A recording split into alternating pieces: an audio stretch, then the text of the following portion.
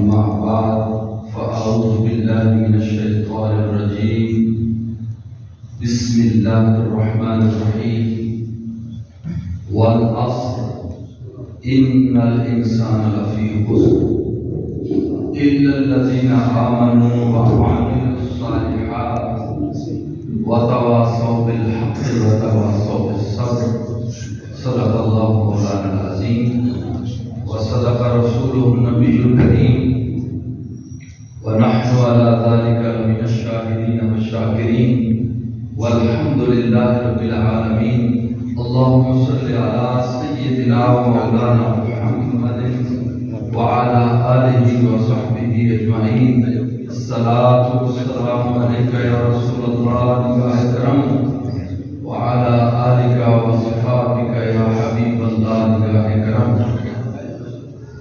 واجب الاحترام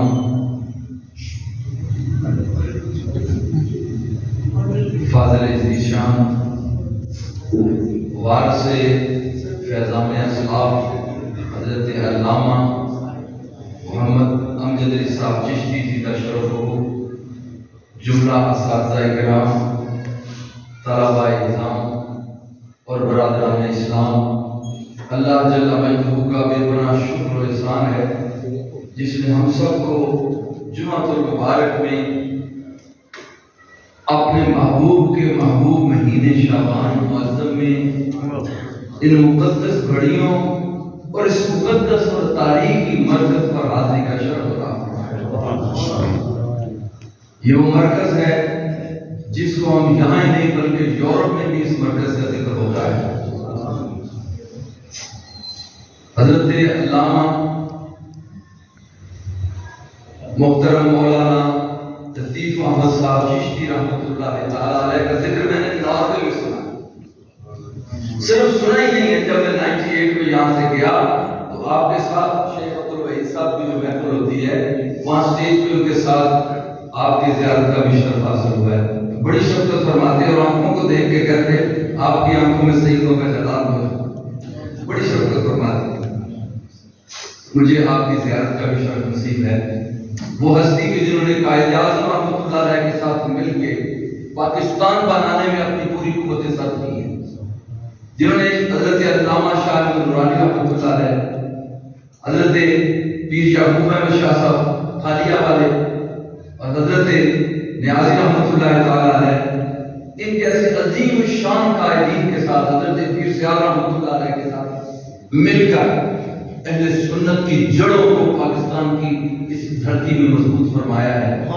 ان ہستیوں کا مرکز ہے۔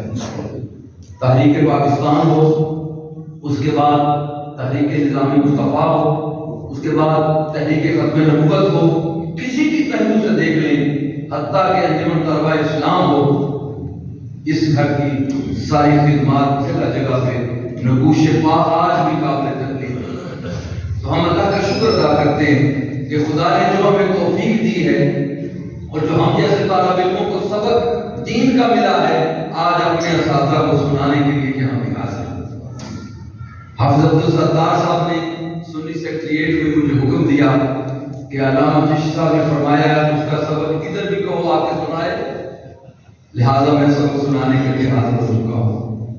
مختصر یہ کہ ناروے یا یورپ، جب میں 98 میں وہاں حاضر ہوا تو ذہن یہ تھا کہ مسجدیں چھوٹی چھوٹی ہوتی ہیں، افراد تھوڑے ہوتے ہیں، ان کے لیے کام کرنا بڑا آسان ہوگا، لیکن جب وہاں پہنچے تو پتہ چلا ہے تو بندے تھوڑے مگر ان کا چیلنج بہت بڑا ہے، ان کے سوالات بہت عجیب ہیں۔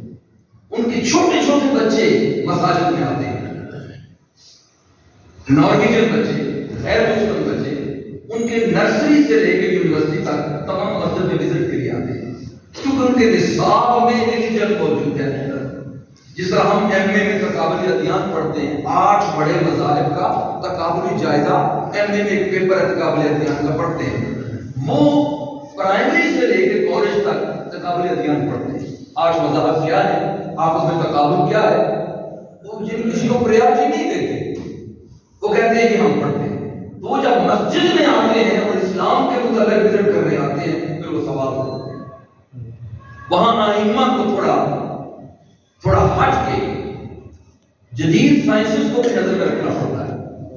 اسلام کی جو حکمت ہے وَمَن يُؤْتَ الْحِكْمَةَ فَقَدْ أُوتِيَ خَيْرًا كَثِيرًا، حکمت کی ڈیمانڈ وہاں جا کے پتہ چلتا ہے کیا ضرورت ہے. مثلا بعض بچوں نے جو سوال کیا، اگر یہاں کا کوئی بچہ مجھے پوچھے کہ شاہ صاحب یہ سور کیوں حرام ہے، تو ہم سادہ کہہ دیں گے حرمت علیکم المیتۃ والدم ولحم الخنزیر، یہ خنزیر قرآن پاک میں حرام ہے. تو مسلمان چپ کر جائے. لیکن جب یورپ کا غیر مسلم پوچھے گا شاہ صاحب سور کیوں حرام ہے، تو اس کو پھر ہم لاجک بتائیں گے وہ کون کون سی خرابیاں ہیں جو سور کے اندر موجود ہیں جس کے لیے اللہ اور اس کے حبیب نے کام فرمایا. تو وہاں کا چیلنج بہت بڑا تھا، اس لیے بہت محنت کر رہا ہوں. آپ کے سامنے جو چارٹ میں نے لگایا ہے یہ بھی میں نے وہاں سے سیکھا ہے کہ وہ اپنی چیزوں کو کس طرح پریزنٹ کرتے ہیں. اوسلو یونیورسٹی میں میرا ایک ٹاپک تھا، وہاں انگلش میں گفتگو تھی، تو میں نے وہاں جنریشن گیپ پہ گفتگو کرنی تھی. وہ میں نے انگلش میں بنایا تھا، یہ آپ کے لیے پاکستان کے لیے اردو میں بنا کے لایا تاکہ میں کسی کو سمجھانا چاہوں کہ ہماری نئی نسلیں گمراہ کیوں ہو رہی ہیں، اور اگر ان کو بچانا چاہیں تو اپنی نسلوں کو کس طرح بچا سکتے ہیں. اس موضوع پہ میں پاکستان میں گفتگو کروں تو اردو کا ایک چارٹ بنا کروں. جو اسٹوڈنٹس ہیں، ینگسٹر ہیں، تعلیم یافتہ لوگ ہیں، وہ اس کو نظر میں رکھیں. بالخصوص یہاں کی جامعہ کے طلباء اور طالبات، ان کے لیے ایک آئیڈیا ہے کہ ہم دین کو کس طرح پریزنٹ کریں، کس طرح پیش کریں. تو سوال آج کا یہ ہے کہ جو نئی نسل ہے مسلمانوں کی، وہ زوال کی طرف اور گمراہی کی طرف، بے راہی کی طرف کیوں جا رہی ہے، اور اگر ہم ان کو بچانا چاہیں تو وہ کون سا تعلیمی اور تربیتی طریقہ ہے جس سے ہم اپنی نسلوں کو کیونکہ مدرسہ کے طالب علم بھی ہوتے ہیں، انہوں نے جا کے کل دین کو پیش کرنا ہے. کسی مسجد میں جائیں، اسلامک سینٹر میں جائیں، پاکستان میں کسی مرکز پہ ہوں یا باہر کسی دنیا میں جائیں، ان کو یہ آئیڈیا انشاءاللہ فائدہ دے. سورہ العصر کی تلاوت کا شرف میں نے حاصل کیا ہے. علماء جانتے ہیں، اساتذہ جانتے ہیں، العصر کی جو تفاسیر ہے کہ اس کے تعینات کتنے، اصل سے مراد کیا ہے؟ اصل سے مراد مطلقاً زمانہ ہے کہ زمانہ بہت بڑا استاد ہے. تلک الایام نداولها بین الناس، جو وقت کی قدر نہیں کرتا، وقت اس کو وہ سزا دیتا ہے اسے وقت کی قدر. اسی طرح زمانے کی جو لوگ قدر نہیں کرتے، جو زمانے کے اتار چڑھاؤ تغیرات اس کو نہیں سمجھتے، مفتی نہیں بن سکتا جب تک تبدیلی زمان سے تبدیلی احکام کا نظر نہ ہو. لہذا طلباء کو بالخصوص جو دین پڑھ رہے ہیں، ان تبدیلیوں پہ نظر ان کی ضروری ہونی چاہیے. لیکن ہمارا جو آج موضوع ہے وہ تبدیلی صرف زمان ہی نہیں ہے، تبدیلی احوال پہ بات ہے.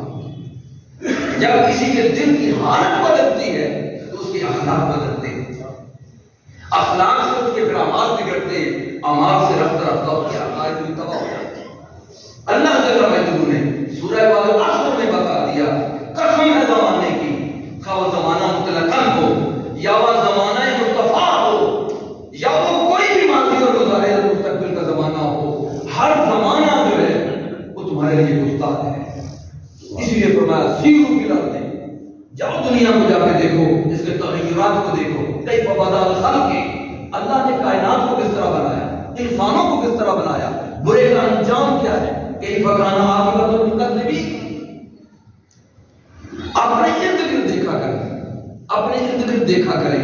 ایک بندے نے دین کی توہین کی، آپ دیکھ رہے ہیں، آپ شاہد بن گئے. کنتم شہداء علی الناس، انسان کے سامنے کوئی توہین دین کرتا ہے وہ دیکھتا ہے، آپ اس کا انجام دیکھیں. اگر آپ کو خدا نے دین کی روشنی دی ہے اسے سمجھائیں، میرے بھائی یہ نہ کریں. جو بھی طلباء دین پڑھ رہے ہیں ان میں یہ جرأت ہونی چاہیے کہ اگر کوئی منکرات کی طرف چل رہا ہے تو نہی عن المنکر کا فریضہ ادا کرے. عالم دین کا کام کیا ہے؟ امر بالمعروف اور نہی عن المنکر. اگر عالم دین یہ کام نہیں کرے گا تو معاشرہ بگڑ جائے گا.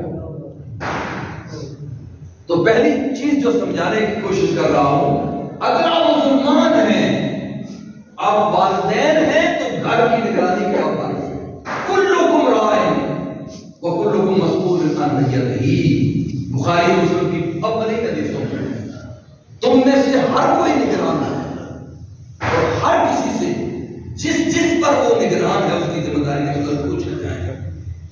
سب سے پہلے والدین کو پوچھا جائے گا. میں عرض کر رہا ہوں جب زمانے میں تغیرات آتے ہیں ان تغیرات کی جہت اگر منفی ہو جائے، تبدیلی منفی آنا شروع ہو جائے. مثلا آپ گھر میں آپ کا بچہ 5-6-7 سال کا ہو گیا ہے، وہ باہر گلی میں کھیلنے جاتا ہے. آپ دیکھتے ہیں ہمارے گھر میں وہ عادت نہیں جو بچہ باہر سے لے کے آ رہا ہے. مثلا بچہ گالی دینا شروع کر دے. آپ کے گھر میں تو کسی نے گالی نہیں دی، مگر بچہ گالی دینا شروع کرے، بچہ دھکے مارنا شروع کرے تو سمجھ جائیں باہر اس کا ماحول ٹھیک نہیں ہے. اگر والدین فوری نہیں روکیں گے اور 5-10 سال کسی جذباتیت میں گزر گئے، بچہ اس حال میں پختہ ہو گیا، پھر بدلنا مشکل ہو جائے. یورپ میں ہم ان کو یہی سمجھاتے ہیں کہ جب آپ کا بچہ 15-16-17 سال کا ہو جاتا ہے اور وہ گھر سے بھاگنا شروع کرتا ہے، راتیں باہر رہنا شروع کرتا ہے، پھر آپ آتے ہیں شاہ صاحب کو پتر کار نہیں ہوتا، شاہ صاحب بیٹا رات کو باہر رہتا ہے، آپ کچھ کریں. میں کہا بہت دیر کر دی تم نے. جب وہ شروع میں ہی راستے بدل رہا تھا اس وقت آتے تاکہ ہم اس وقت اصلاح کرتے. اللہ اور اس کے حبیب صلی اللہ علیہ وسلم نے تو یہی فرمایا ہے جب وہ بولنا شروع کرے تو اس کو اللہ سے کہا. اس سے بھی پہلے تعلیم اعلیٰ حضرت کا ایک رسالہ ہے حقوق والدین، اس میں فرماتے ہیں بچوں کی تعلیم و تربیت کا طریقہ کیا ہے. تو شروع حدیث اعلیٰ حضرت لکھتے ہیں، آپ فرماتے ہیں اچھے گھر کی بیٹی دین والی لاؤ.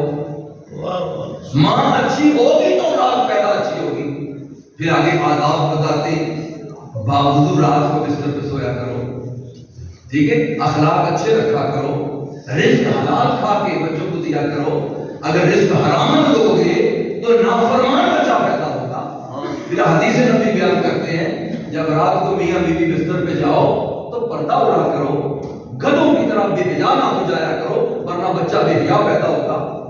میں یہاں ممبر پر آج کیوں یہ ذکر کر رہا ہوں؟ ہماری اصلاح کا آغاز گھر کی خرگتوں سے ہوتا ہے. اگر والدین اپنی خرگتوں کی اصلاح کر لیں نسل کبھی نافرمان پیدا نہیں ہوگی.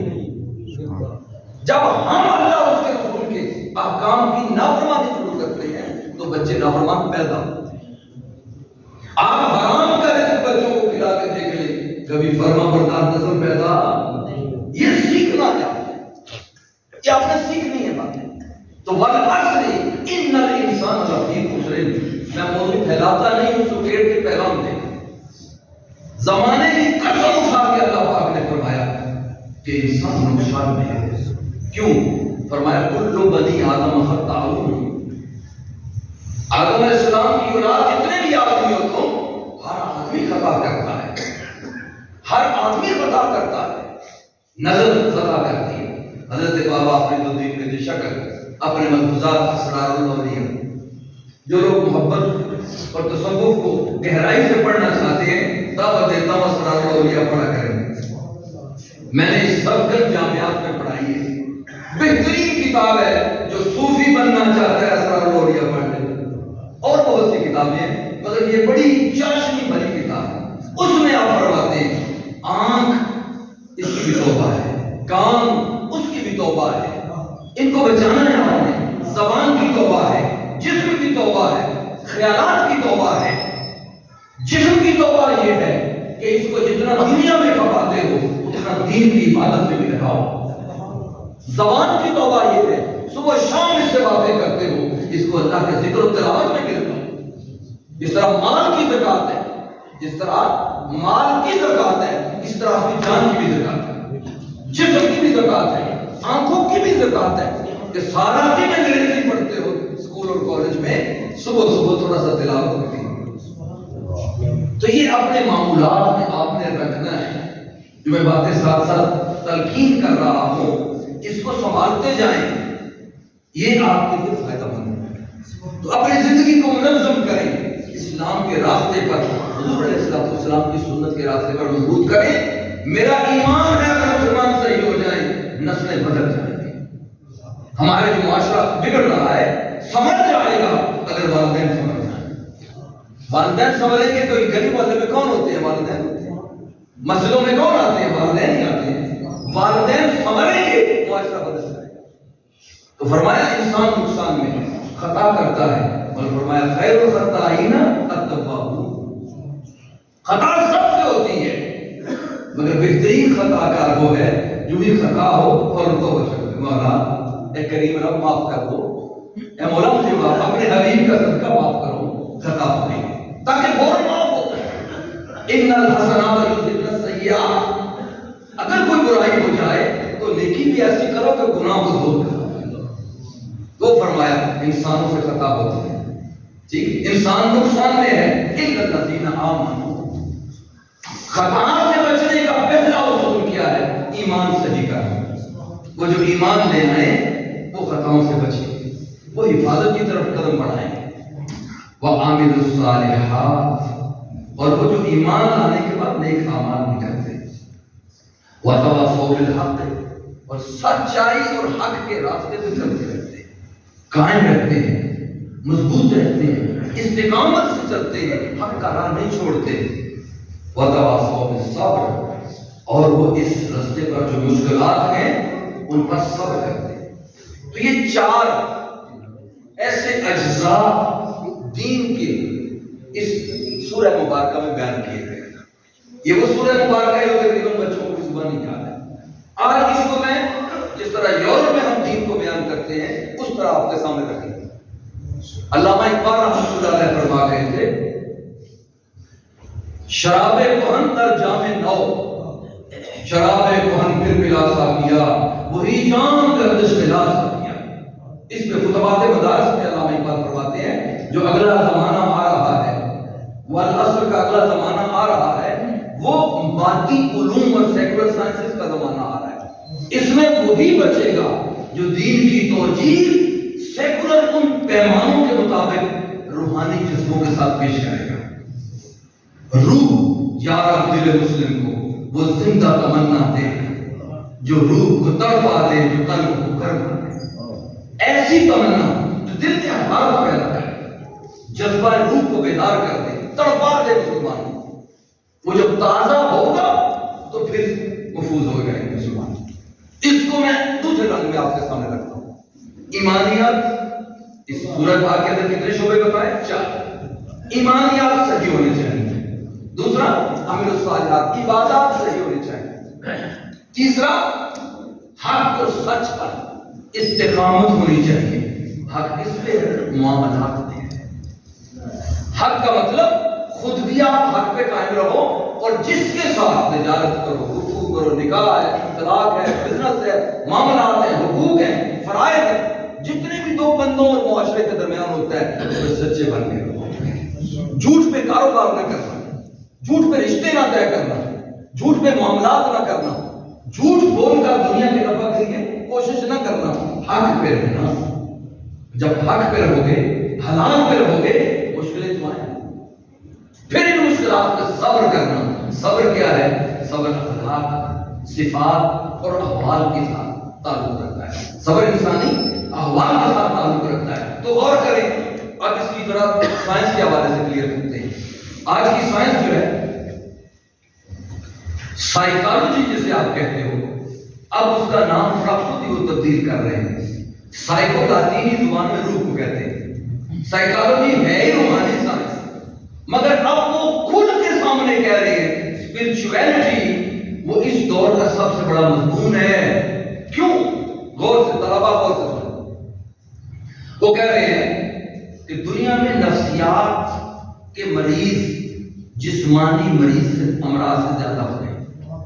یعنی فزیکل پیشنٹس جو ہیں وہ کم ہیں، سائیکو پیشنٹس زیادہ ہو گئے. 50% سے بھی روحانی مریض زیادہ ہو گئے. یہ ان کی ریسرچ ہے. اگلی انہوں نے کیا ریسرچ کر دی؟ اگلی ریسرچ انہوں نے یہ کی کہ جو سائیکو پیشنٹس ہیں ان کی مرض روحانی ہے، جسمانی نہیں. تیسری بات انہوں نے یہ دریافت کر لی ہے کہ روحانی امراض کے لیے گولیاں، کیپسول اور شربت کام نہیں آتے، کیونکہ یہ فزیکل میڈیسن ہے. فزیکل میڈیسن اسپرچوئل ڈیزیز کے لیے کام نہیں آتی، اس کے لیے روحانی دعا چاہیے۔ اگلی تحقیق انہوں نے کیا کر لی، ثابت ہو چکا ہے۔ انہوں نے اگلی تحقیق یہ ہے کہ روحانی امراض کی دوائی بھی روحانی چاہیے۔ پھر تحقیق یہ کی وہ ملے گی کہاں سے؟ ڈاکٹر ٹوائن بھی یہ گزرا ہے، برطانیہ کا بہت مشہور ہسٹورین گزرا ہے، اس نے اتنے لاجیکل طریقے سے ان کو سمجھایا ہے کہ روحانی علاج صرف مذہب کے پاس ہے، صرف مذہب کے پاس ہے۔ اگر مذہب کو نہیں اپناؤ گے تو تمہاری روحانی امراض کا علاج ہے۔ اس پہ میں ہسٹری کی ایک دلیل پیش کرتا ہوں۔ جو لوگ ہسٹری میں کچھ مطالعہ رکھتے ہیں، جن کو پتہ ہے یورپ نے اسلام سے لیا ہے، کیا لیا ہے؟ انہوں نے 4 شعبوں میں اسلام کا نالج لیا ہے۔ انہوں نے تعلیم اور ریسرچ کے میدان میں ریسرچ میتھڈولوجی اور پرنسپل اسلام سے لی۔ پھر انہوں نے پولیٹیکل سسٹم جو ہے حضرت عمر فاروق سے لیا ہے، اس لیے ان کو گریٹ عمر کہتے ہیں، انہوں نے یہ لیا۔ پھر انہوں نے سوشل سسٹم ویلیوز کا وہ اسلام سے لیا، اور آخری تجارت کا نظام انہوں نے اکنامیکل سسٹم وہ اسلام سے دیا۔ یہ 4 سسٹم انہوں نے اسلام سے لیے ہیں۔ جسے چھوڑا ہے، شروع میں چھوڑ دیا تھا، وہ مذہب تھا۔ اچھا ایک اور اصطلاح یاد رکھیں، طلبہ اساتذہ تو سب جانتے ہیں، ایک لفظ ہم استعمال کرتے ہیں دین اسلام، ایک لفظ استعمال کرتے ہیں مذہب استعمال کرتے ہیں۔ دین بڑا نام ہے، دین کیا ہے؟ بڑا نام ہے۔ اسلام کی تمام فیوزات ان کے اوپر ٹاپک رکھنا چاہے تو دین ہے، اس کے نیچے پہلا کھانا مذہب آتا ہے۔ مذہب کے اندر ایمانیات اور عبادات، اگلے پورشن دین کے اثر ہے، مثلا سیاست ہے، تجارت ہے، یہ تعلیم ہے، یہ ساری چیزوں پر چلی جاتی ہے، مگر ایمانیات اور عبادات یہ مذہب کا شعبہ ہے۔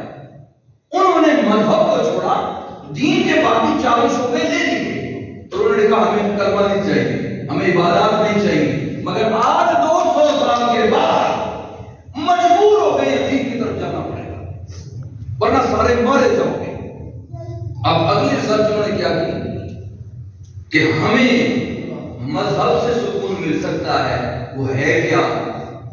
ان سب نے اعتراف کر دیا ہے، وہ عبادات ہیں۔ آج پینٹاگون جسے امریکہ کا آرمی کا ہیڈ کوارٹر کہتے ہیں، وہاں ان کے ٹائم ٹیبل بن گئے کہ تم گھر سے ٹینشن میں آتے ہو، ہمارا کام خراب ہوتا ہے، یہاں سے بڑے بڑے معاملات طے کر کے ٹینشن میں آتے آتے ہو، گھر لڑائیاں بڑھ رہی ہیں، طلاقیں زیادہ ہو رہی ہیں۔ اس کا حل انہوں نے جب اس نقطے سے سوچا کہ ان کو سکون کے لیے عبادت کرنی چاہیے، عبادت کریں گے سکون آئے گا۔ انہوں نے ٹائم ٹیبل بنایا ہے، پینٹاگون میں 8 بجے دفتر آپ کے داخل ہوں گے، مگر پہلے 15 منٹ میڈیٹیشن روم بنا دیے، عبادت کے کمرے بن گئے ہیں، مسلمانوں کے لیے، یہودیوں کے لیے، عیسائیوں کے لیے، سکھوں کے لیے، جس بھی مذہب سے تعلق رکھتے ہو، بدھ مذہب ہے، ہندو ہے، کنفیوشن ہے، کوئی بھی مذہب ہے، 15 منٹ اپنے مذہب کی عبادت کرو، تاکہ گھر سے اگر کوئی پریشانی لے کے آئے ہو تو سکون سے اس کو ریلیز کر، پھر جاب 8:15 بجے شروع ہو جائے، لیکن جب 4 بجے چھٹی کرنی ہے دفتر کو 3:45 چھوڑ دینا، جاتے ہوئے بھی 15 منٹ آپ عبادت کرو تاکہ کام کی ٹینشن ساری چھوڑ کے پھر گھر جاؤ۔ میں قربان نہ جاؤں مدینے والی سرکار کے، صبح فجر کی نماز رکھی اور دوپہر کو ظہر کی نماز نہ رکھی۔ نوجوانوں سے کہہ رہا ہوں، یہ نمازیں پریکٹس نہیں ہے۔ یورپ میں دل کے مریض کو ایکسرسائز کراتے ہیں، کبھی رکوع میں کھڑا کرتے ہیں، کبھی قیام میں کرتے ہیں، کبھی سجدہ کرتے ہیں، وہ کہہ رہے ہیں اس طرح دل اور بلڈ سرکولیشن ٹھیک رہتی ہے۔ قربان جاؤں مدنی تاجدار کے، انہوں نے عبادت ہی ہوتی ہے جس میں ساری کام ٹھیک ہو۔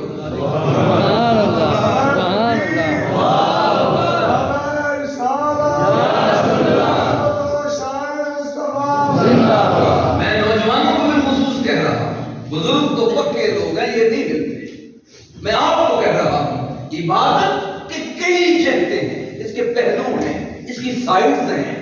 ایک سائڈ فزیکل ہے، وہ یہ ہے جو عبادت کرتا ہے اس کے باڈی مسل جوڑ ٹھیک رہتے ہیں. ٹھیک ہے. دوسری سائڈ اس کی روحانی ہے. وہ کیا ہے کہ آپ کا اللہ سے تعلق وہ ٹھیک ہو جائے گا اگر آپ عبادت کے ذریعے آئے. تیسری اس کی سوشل سائڈ ہے. مسجد میں باجماعت پڑھو, محلے والوں سے آگاہ رہو گے, غریب امیر پریشان دکھی حال اس سے آگاہ رہو گے, نماز کا درجہ 27 گنا بڑھ جائے گا.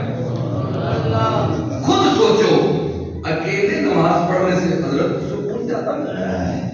جب جمع ہو کے پڑھتے ہیں کئی ایسی چیزیں آتی ہیں جو رکاوٹ بن جاتی ہیں. مثلا آپ نماز پڑھ رہے ہیں, ساتھ کو ٹیلی فون آ گیا, آپ کی توجہ خود سے ہٹ جائے. نماز یہ ہے انت عبد اللہ کانک تراہ, حدیث جبریل, نماز یوں پڑھو کہ تم اللہ کے حضور حاضر ہو اور تم اسے دیکھ رہے ہو. اگر یہ نہیں فَإِن لَمْ تَكُنْ تَرَاهُ فَإِنَّهُ يَرَاكَ, تو یوں سمجھو کہ میرا مولا مجھے دیکھ رہا ہے, میں حرکت نہ کروں, میں تو اپنے مولا کے حضور کھڑا ہوں, تو یہ مولا سے تعلق تازہ کر رہا ہوں. یہ نماز کا مطلب ہے. اسی لیے حضور نے فرمایا الصلاۃ معراج المؤمنین, جو میں سدرہ سے آگے معراج کر کے آیا ہوں اپنی امت کے لیے یہاں نماز بھی لیتے ہیں, یہاں حاضری لگایا. تو سوشل سائڈ ہے, فزیکل سائڈ ہے, اسپرچل سائڈ ہے, ریلیجس سائڈ ہے. جو بندہ نمازی ہے حدیث میں کبھی کمزور ہے.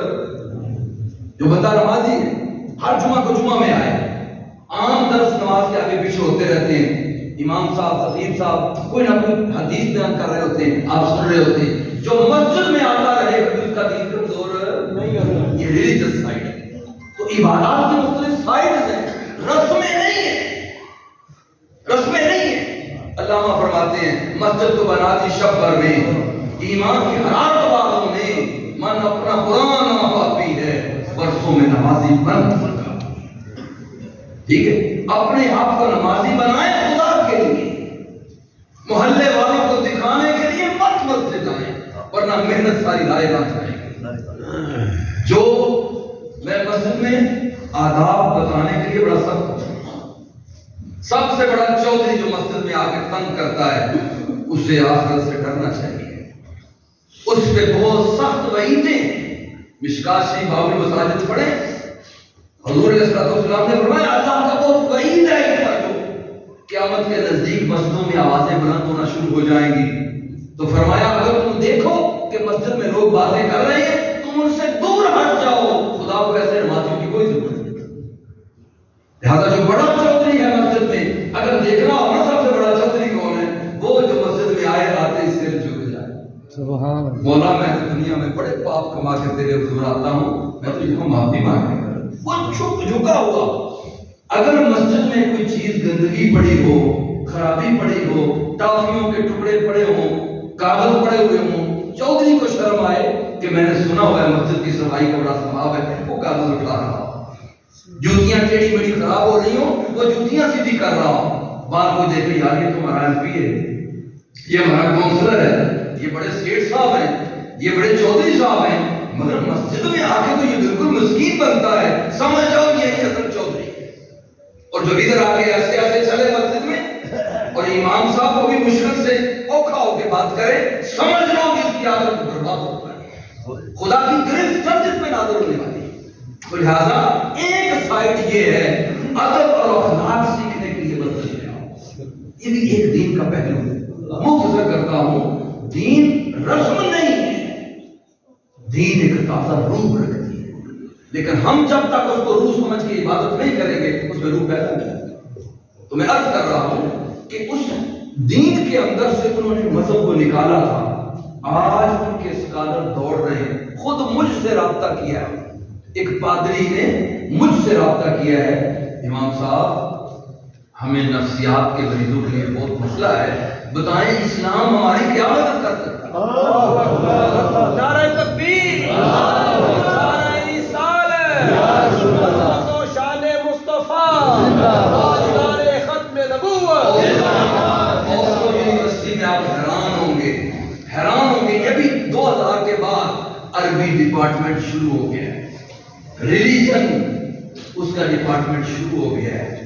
اس میں سب سے بڑی کلاس یونیورسٹی میں مذہب کی کلاس لگ رہی ہے, اور وہ لوگ دین پڑھنے پر مجبور ہو چکے ہیں. وہاں کے پروفیسر ہے، بہت پیون لیرک اس کا نام ہے، بہت بڑا پہلے پادری تھا، اب وہ پروفیسر ہے یونیورسٹی میں، وہ میرے دوستوں کی طرح مجھ سے عربی میں بات کرتا ہے، کئی حال میں یا امام جیلانی، ہم تو دکھائے عربی، اور وہ پادری ہے۔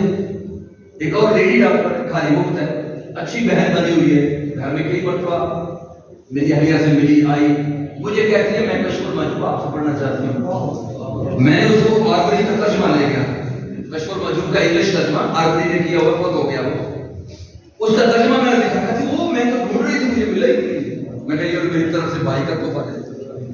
پھر وہ مجھ سے 1.5-2 ماہ کشف المحجوب کی انگلش میں پڑھتی رہی ہے، باب العلم اس نے پورا پڑھا ہے، ٹھیک ہے، مطلب کہنے کا یہ ہے وہ تصوف کی طرف آ گئے۔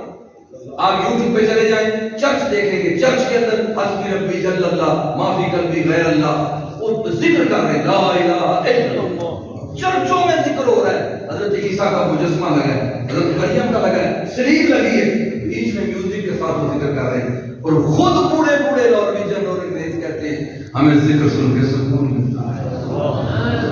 یوٹیوب پہ چلے جائیں، تلاوت قرآن سننے والے غیروں کے اثر چیک کرتے ہیں، غیر مسلم ہے، عبد الرحمن سدیر صاحب کی سورہ رحمان سن رہا ہے، قرآن سن جاری ہے، پوچھتے ہیں تمہیں سمجھ آ رہی ہے؟ کہتا ہے سمجھ نہیں آ رہی، لیکن اس کے اندر لذت اتنی ہے کہ میرے آنسو کریں۔ انہوں نے تسلیم کر لیا کہ اللہ کے ذکر میں سکون ہے، جو میرے اور آپ کے آقا نے 1400 سال پہلے اعلان کیا تھا۔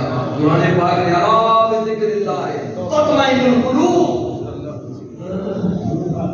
نوجوانوں میں آپ کو یورپ کی کہانیاں نہیں سنانے آئے، جو بھی آج کا بڑا پیغام میرا یہی ہوگا، یورپ اسلام کی طرف آ رہا ہے، ایسا نہ ہو کہ ہماری نوجوان نسلیں وہ ٹی وی اور انڈیا کی فلم کی طرف جاتے جاتے اسلام کے الفابیٹس بھی بھول جائیں، اپنی عبادات کو بھول جائیں، کلمہ پڑھنا بھول جائیں۔ وہ لوگ آ رہے ہیں، بتاؤ امام صاحب اسلام کیا ہے جو ہمیں سکون دے سکتا ہے؟ ہم انہیں کہہ رہے ہیں سب سے پہلا اصول جو آپ کو سکون دے گا، سنو علماء بالخصوص فاضلین صاحب یاد رکھیں، سب سے پہلی چیز جو آپ کو سکون دے گی، ہر وقت باوضو رہا کرو۔ میں تربیت کا پہلا اصول بتا رہا ہوں، آپ میں سے جو چاہے کہ شاہ صاحب میں تربیت اپنی کرنا چاہتا ہوں، بتائیں شروع کہاں سے کروں؟ میں پہلا اصول بتا رہا ہوں، یہ اصول میں نے خود نہیں گھڑا، یہ میں نے اللہ کے اولیاء سے سیکھا ہے، انہوں نے بتایا شاہ صاحب پہلی سیڑھی جس پہ قدم رکھنا ہے وہ ہر وقت باوضو رہنا ہے۔ اس کا ایک نقطہ بتا دیتا ہوں، یاد رکھیں، میں نے 4 سال میں وضو سیکھا ہے۔ اب آپ آگے سوچیں وضو کیا ہے؟ میں نے 4 سال ایک اللہ کے ولی سے وضو سیکھا ہے۔ وضو ہے کیا؟ وضو سارا کچھ اس کے اندر ہے۔ صرف ایک نقطہ آپ کو بتاتا ہوں، خود آپ کو واضح ہو جائے گا۔ ایک بندہ مسلمان آپ میں سے ایک بندہ ہے جو صبح سے شام تک کام کرتا ہے، اسٹوڈنٹ ہے، یونیورسٹی جاتا ہے، کالج جاتا ہے، اسکول جاتا ہے، تاجر ہے، دکان پہ جاتا ہے، ٹھیک ہے، کوئی اور اپنے کام پہ جاتا ہے، وہ بے وضو رہتا ہے۔ وہ کیا کرتا ہے؟ بے وضو صبح سے شام تک رہتا ہے، نمازیں پڑھتا ہے، مگر نمازوں کے بعد اکثر بے وضو رہتا ہے، وضو کا خیال رکھتا ہے۔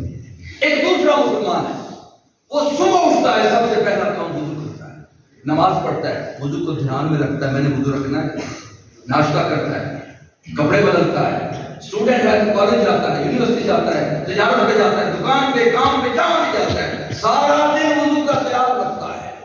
موٹر سائیکل چلا رہا ہے، وضو سے چلا رہا ہے، اسکول جا رہا ہے، وضو پہ چلا رہا ہے۔ خود فیصلہ کریں، اللہ کے نزدیک یہ دونوں برابر ہیں؟ یہ فیصلہ آپ کو کریں۔ اللہ کو وضو والا بندہ پسند ہے یا بے وضو پسند ہے؟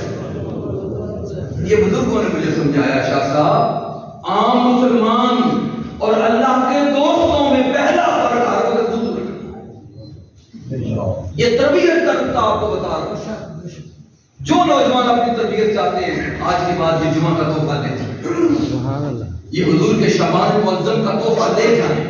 آئندہ زندگی میں مجھے بزرگوں نے کہا آخری بات انہوں نے کہا بیٹے جس دن ملک الموت تیرے سامنے ہو تو باوضو ہونا چاہیے۔ یہ اتنا احتیاط کریں، پتہ نہیں رات کو چارپائی پہ آ جائے، لہذا وضو کر کے سونا ہے۔ اٹھتے ہی پہلا کام وضو کرنا ہے۔ اسکول جاتے، کاروبار پہ جاتے، گلی ایک بے وضو قدم بھی نہ اٹھے۔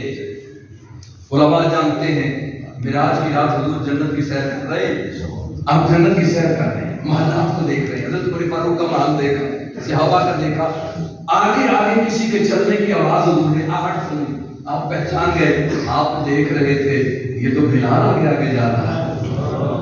آپ واپس تشریف لائے، مکہ مکرمہ میں معراج سے واپس تشریف لائے، حضرت بلال ملنے کی زیارت کے لیے حضرت بلال میں نے تیرے قدموں کی چاپ تو جنت میں آگے آگے سنی ہے، تم کیا کام کرتے ہو؟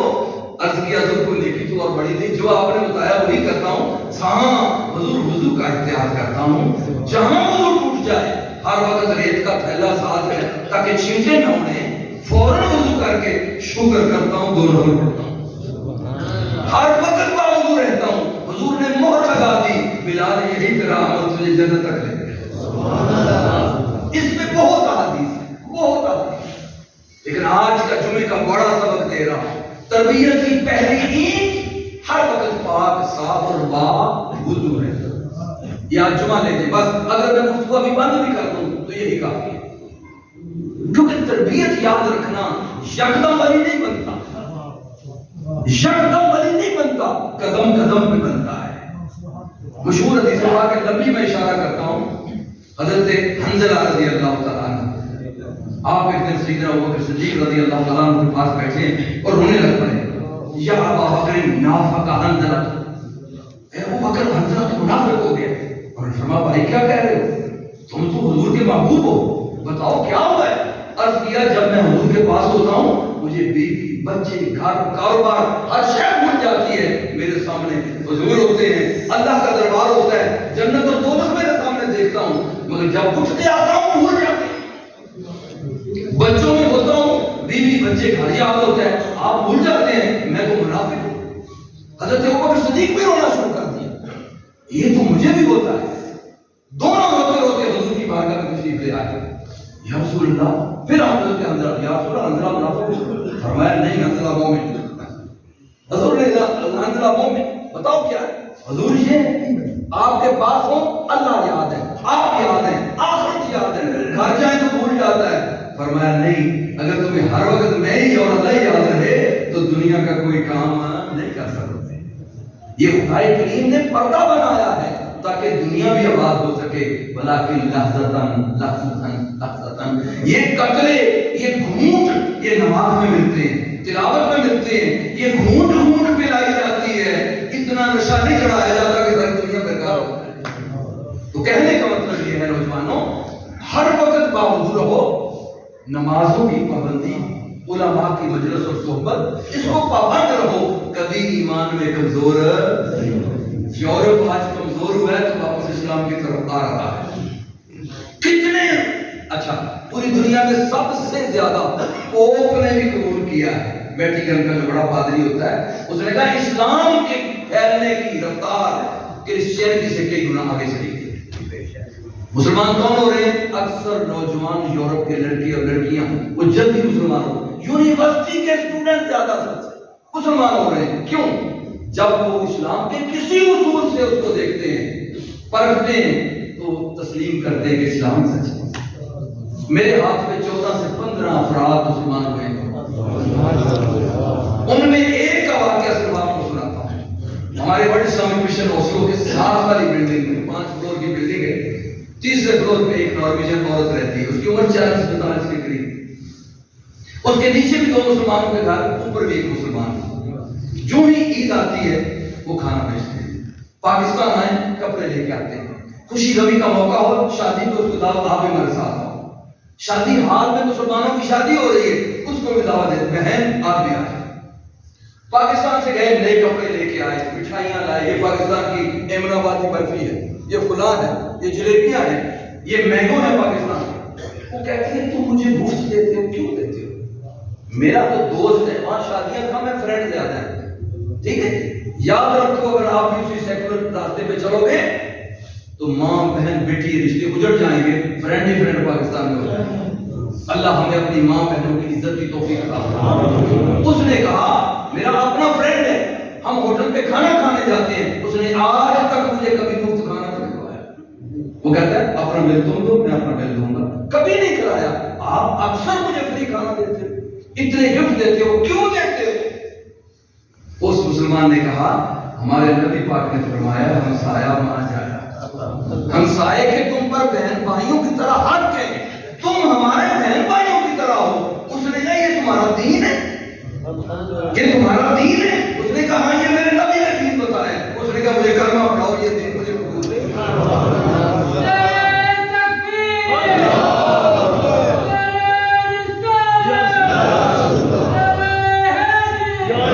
اس بات سے سمجھی، میں نے اس سے پوچھا اے سسٹر تو تم نے قرآن کبھی دیکھا ہے، پڑھا ہے یا اسلام کا لٹریچر؟ میں نے نہیں کوئی کتاب پڑھی، میں نے صرف مسلمانوں کا ایک اخلاق دیکھا ہے، ان کا خلق ایسا ہے کہ یہ مجھے اپنے پیاروں سے بھی زیادہ پیار کیا ہے۔ انہوں نے کہا یہ دین ہے، میں کیوں نہ ایسا دین قبول کروں؟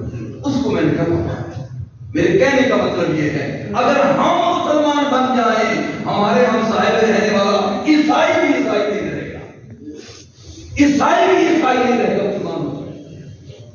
علماء جانتے ہیں امام محمد رحمۃ اللہ علیہ بغداد شریف میں امام اعظم کے شاگرد امام موسیٰ کاظم رضی اللہ تعالیٰ عنہ کے مرید بغداد شریف میں رہتے ہیں، گلی میں چلتے ہوئے آ رہے ہیں، آگے عیسائی، یہودی، مسلمان سب مل رہے ہیں۔ امام صاحب السلام علیکم، السلام، یہودی بھی مل رہے ہیں، جناب امام صاحب، جناب امام صاحب۔ ایک یہودی کھڑا لے کر آتا تھا، اس نے بھی مصافحہ کیا، کہتا ہے امام صاحب مجھے کلمہ پڑھا دیں۔ کوئی سوال نہیں، کلمہ پڑھ لیا۔ آپ نے ماتھا چوما، مبارک دی، فرمایا بیٹے مبارک ہو تم آج سے مسلمان۔ انہوں نے نہیں پوچھا کہ مسلمان ہوئے، مسلمانوں کے گھر گیا، گھر والوں نے پوچھا مسلمان کیوں ہوئے ہو؟ میں ایک بڑا رقیق سا نکتہ، لطیف سا نکتہ یہاں بیان کروں گا اور وہ مقام مصطفیٰ کا ہوتا ہے۔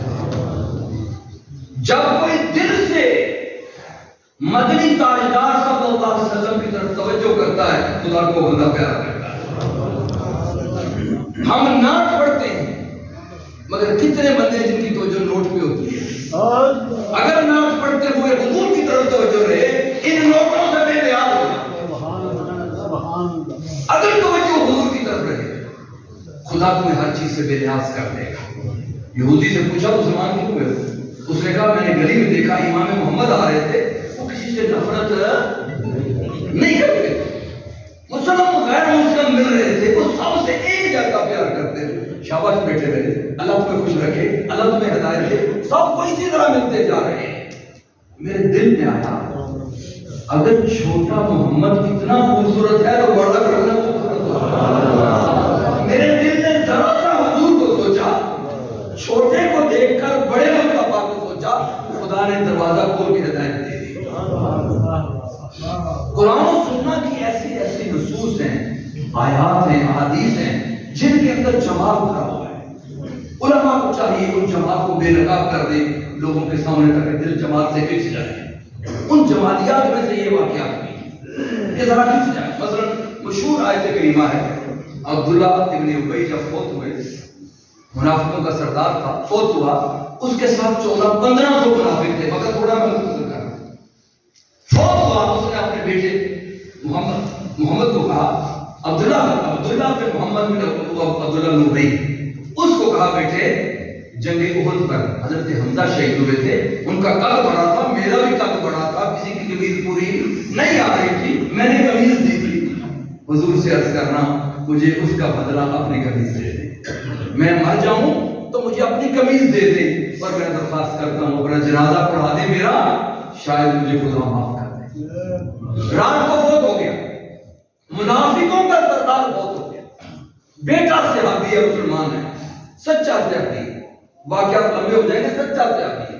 عرض کی یا رسول اللہ میرا والد فوت ہو گیا، لیکن رات کو آپ کو یاد کرتا رہا ہے کہ میں نے قمیض دی تھی، اپنی قمیض دے دیں اور مجھے میرا جنازہ پڑھا دیں۔ حضور نے فرمایا اچھا میں آؤں گا۔ حضرت عمر فاروق آ گیا، یا رسول اللہ اس کا جنازہ نہیں پڑھنا، اس نے آپ کو بہت تنگ کیا، 8 سال ہو گئے مدینہ طیبہ میں، یہ جگہ تبوک کے بعد کی بات ہے، جگہ تبوک کے بعد فوت ہوا ہے۔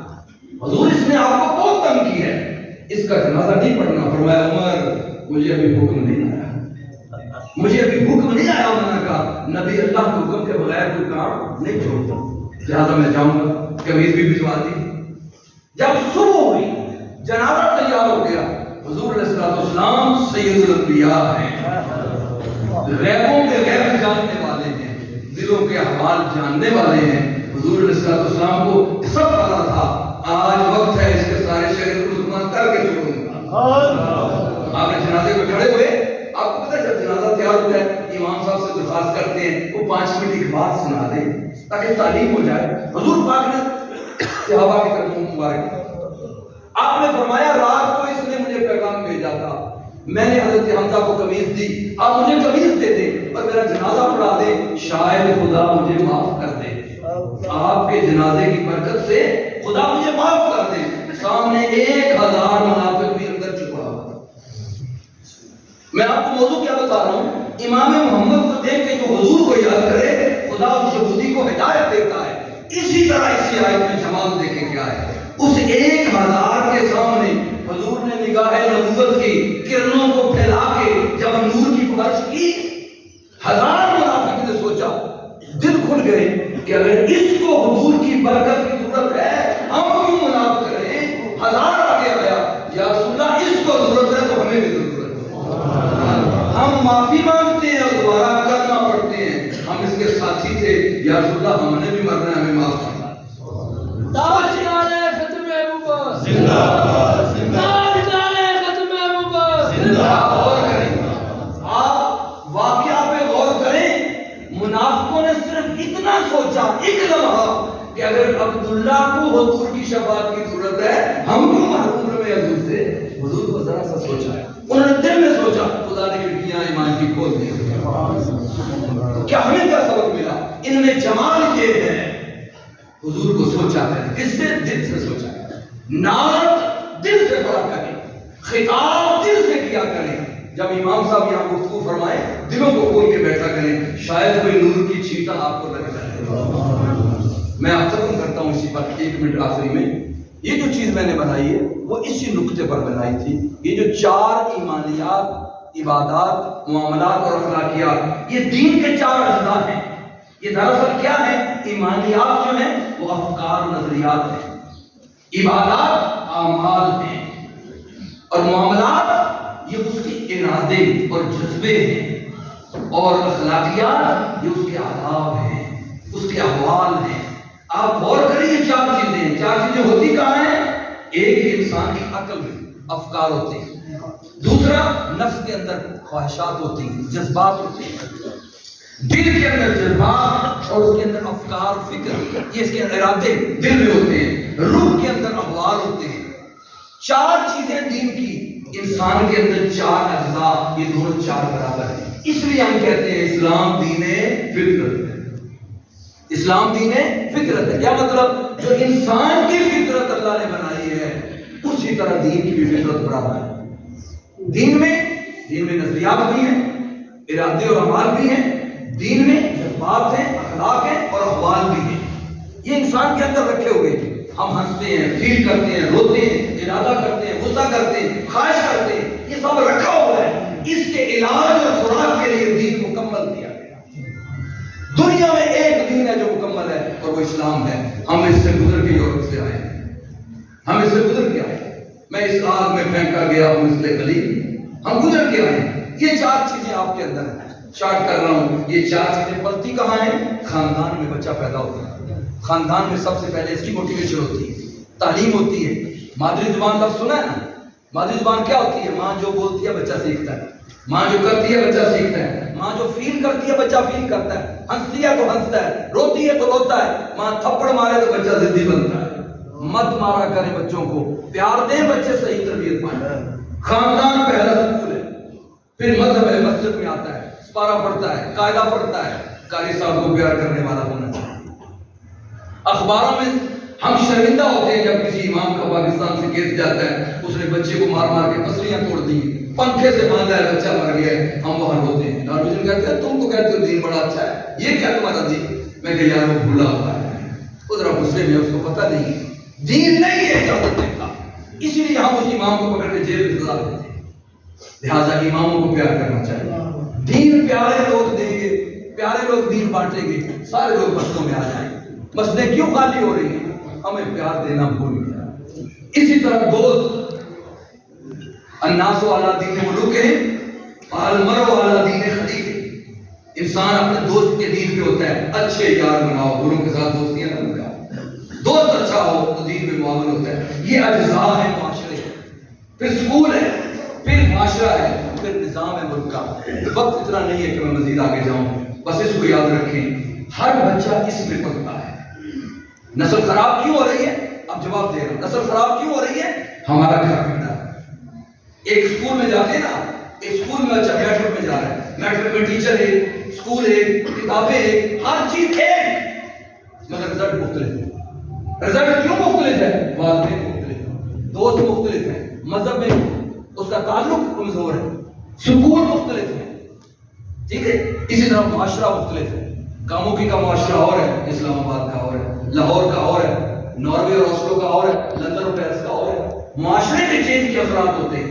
والدین چینج ہو جائے اثرات اور ہوتے ہیں. جس کو والدین اچھے مل گئے بچے اچھے بن گئے، استاد اچھے مل گئے اسٹوڈنٹ اچھے بن گئے، دوست اچھے مل گئے، اس کا ماحول اچھا مل گیا اور بندہ اچھا بن گیا. آئیں آج کے بعد عہد کریں ہم دین میں پورے داخل ہو جائیں. ہم اپنی اصلاح کریں گے، ہم اپنے آپ کو بہتر کرنے کی کوشش کریں گے. اللہ کے حضور دعا ہے مجھے اور آپ کو دین کی باطنی لذت تک پہنچنے کی توفیق عطا فرمائے. آمین.